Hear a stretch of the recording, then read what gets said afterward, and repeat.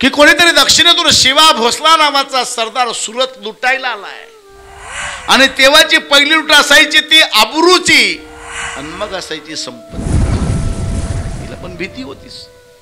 तरुण आहे, सुंदर आहे, विधवा आहे, एकांतात घर आहे आणि शत्रू आहे. सायंकाळी सूर्य अस्ताला जात असताना तिच्या कानावर अचानक घोड्यांच्या टापांचा तिचं अंतःकरण थरवलं. तिने दरवाजा खिडक्या बंद केल्या, मोमबत्त्या विझवल्या, पूर्णतः अंधार केला. दोघी लेकरांच्या तोंडावर हात ठेवला आणि एका कोपऱ्यामध्ये दडून बसले. घोडे जवळ जवळ जवळ जवळ जवळ जवळ जवळ जवळ जवळ जवळ येत गेले. घोडे घराजवळ येऊन थांबले. पण कमाल, पूर्ण रात्र उलटली, दाराला कोणी का थाप मारत नाही. तिला प्रश्न, कुठे गेली ती माणसं?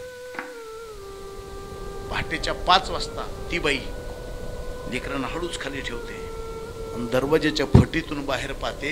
समोर घोडे बांधलेत, घोड्यावरची माणसं मात्र घराला चक्कर मारते. तिला वाटलं कोण आहे ती. तिने दरवाजा उघडला, विचारलं कोण होतं? त्याने सांगितलं, बाई आम्ही शिवाजी राजा भोसल्याचे मावळे, म्हणजे जो सुरत लुटायला राहतो म्हणे. हो. अरे मग का तोडला नाही माझा दरवाजा? का मारला नाही आम्हाला? का लुटलं नाही आम्हाला? बाई आम्ही शिवाजी राजा भोसल्याचे मावळे आहोत. आमच्या राजाला जेव्हा कळालं इथे तुम्ही एकटे आहात, तुमच्या सुरक्षेसाठी पाठवलं. का? कारण जोपर्यंत माझा राजा सुरतेत आहे तोपर्यंत कुठल्याही स्त्रीवर अत्याचार होणार नाही. ही जबाबदारी माझ्या राजाची आहे. वयाच्या 10व्या वर्षी आईने रात्रीच्या 2 वाजता जी कानशिलात आवाज काढला होता ना, त्याचा हा परिणाम आहे. सुरतेत जाऊनही स्त्रीचा आदर कसा करायचा हे संस्कार आईने द्यायचे असतात. आईने.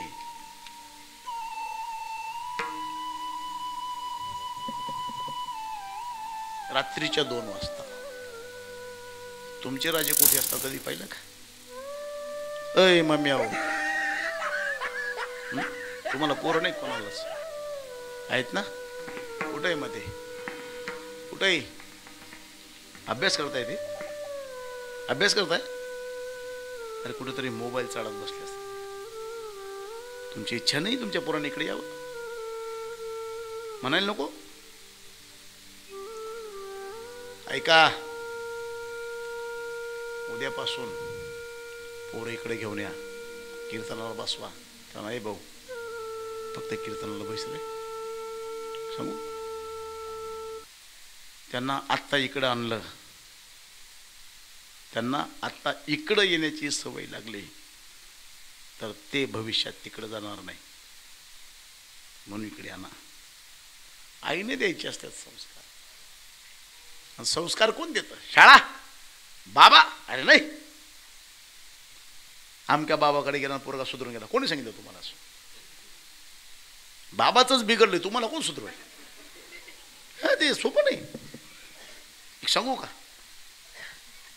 लोकांची पोरं सुधरवता आमची कधी बिघडतात हे आम्हालाच कळत नाही. तुम्ही पहा, शाळेचा मास्तर आणि कीर्तनकार यांची पोरं सक्सेस होतील असं काही सांगता येत नाही. का बरं? लोकांची घडवता आमची बिघडून जातात. कधी वेळ द्यायचा आपल्या पोरांना? डोक्यातून काढून टाका. म्हणा भाऊ हा शाळा मग एका सुधारता जाईल, तो शाळा कोणती शाळा मग सुधारवून येतो ना भाऊ, तू घर सुधार. पहिली गोष्ट तो मोबाईल खड्डा मटा घेऊन मुंजी दे. काय चाललंय महाराज? पोरग रडायला लागलं, मोबाईल देऊन द्यायचं. हे प्रेम आहे? या सांगता सांग की बाबा म्हणा ना, तू 1.5 वर्ष नाशी पण पूर्ण मोबाईल चालत तुले जोडायला पाहिजे पहिले. अरे काय चाललंय हे सर्व? या मोबाईलच्या अतिरेक्ती म्हणे 0 वयोगटापासून तर 12 वयोगटापर्यंत हजारो पोरं नेत्रहीन झाले. शेकडो पोरांनी आत्महत्या केल्या. बाल गुन्हेगारी वाढली. बलात्काराच्या केसेसमध्ये, चोऱ्या, नशा, काय काय न करतात ही पोरं. का बरं? म्हणून तुमची पोरं थोडं पोरग रडायला लागलं, हा मोबाईल घे, बट गपचे, हा मोबाईल घे. काय चाललंय पोरग सांभाळायला वेळ आहे तुमच्याकडे? अरे हा तो महाराष्ट्र आहे ज्या महाराष्ट्राची हिरकणी गडावर गेली होती दूध विकायला. दूध विकता विकता उशीर झाला, गडाचा दरवाजा बंद झाला. नियम होता गडाचा, सूर्य असताना दरवाजा उघडत नाही. तिचं अंतकरण धडाल, काय करावं, काळजाचा तुकडा धडाच्या पायथ्याशी दूध पाजणं गरजेचं आहे. कसं जाऊ खाली, दरवाजा तर उघडत नाही. कडा उतरून दूध पाजणारी हिरकणी ज्या महाराष्ट्रात जन्माला आली, त्या महाराष्ट्रातली माय आज इतकी बेदखल कशी झाली की लेकर मोबाईलच्या भरोश्यावर सोडून देते. एकच सांगतो, बाई शाळा शिकवली म्हणजे बरं. आता एक रोग आलाय तो इंग्लिश मिडियमचा. जिनी उठलं का टाक इंग्लिश मिडियम. काय इंग्लिश मिडियम मध्ये? तुमच्या गावात असेल, मला त्याच्याशी काही घेणं नाही, पण ऐका, इंग्लिश मिडियम जर तुमच्या पोरांनी तुम्हाला म्हातारपणे सांभाळावं असं वाटत असेल, तर कमीत कमी 5वी पर्यंत पोरं मराठी शाळेत पाठवा. गावातल्या मराठी शाळेत. कितीपर्यंत? 5वी पर्यंत. इंग्लिश मिडियमला गेला म्हणजे लय हुशार झाला असं आहे का? आम्ही मराठी शाळेत शिकलो, मग काय फेल गेलो का आम्ही? ही सक्सेस माणसं बसली समोर. तुमचं शिक्षण कुठे झालं? तुमचं दादा फेल थोडी गेलो आपण. इसने बोलते हाऊस इंग्लिश मिडियमने तर कोणले माहिती का जास्त? जी 4वी मग 3 नाव नापास होई गेली. 3 पहिरे 2 चुलत बसून हात मुडी घ्यात, काफे देवाला घ्यात, खालते पडी गेला, पण ती 10वी पास होईली नाही. शेवट बापने कटाळीन सांगा, बहीण तू लगीन करी घेऊन तू जाय. आणि 3 आगाऊपणा मना सोन्यात इंग्लिश मिडियम मध्ये काय. आमच्याकडं मळ्यात राहतात लोक, दुपारी 1 वाजता अशा टप्प्याटप्प्यावर बाया उभ्या राहतात. बाया का बरं? तो पिवळ्या रंगाचा डब्बा येतो पोरं घ्यायला, ती गाडी थांबते, दरवाजा उघडतो, त्याच्यातून तो पोंगा पंडित, हात पाय काळी मोडी, पोट नरसोबाची वाडी, आवडं कंबर, आवडं मोठं दप्तर, गंगा जमना वाईर आहे ना, अशा धापा टाकाचा चालू असतो. दप्तर धरा तिथे ना, आई बहीण माय म्हणा वाघ म्हणा, औषामड्या वाघ, अहो बिबट्या वाघ.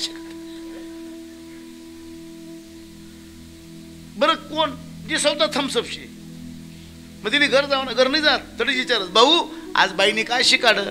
मग तो सांगा mummy you are a buffalo. My म्हणा भाऊ इंग्रजी बोलायला लाग गया.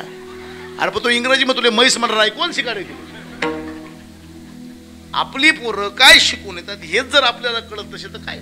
एक लक्षात ठेवा, आडानो आमचे पण मायबाप होते, अशिक्षित होती आमची माय, अशिक्षित होता आमचा बाप, पण आमच्या बापाची ना आमच्या आईची नजर अशी फिरली की आमच्या हातात पाटी आणि पेन यायची.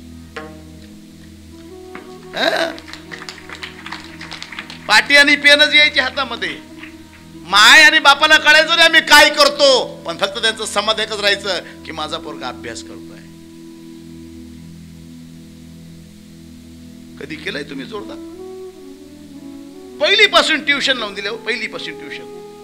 तुम्हाला काम काय? अरे क्रांतीज्योती सावित्रीबाई फुले आणि महात्मा ज्योतिराव फुलेंचे उपकार आहेत तुमच्यावर, तुम्हाला शिकवलंय त्यांनी. आता तुम्ही शिक्षित झाल्यात.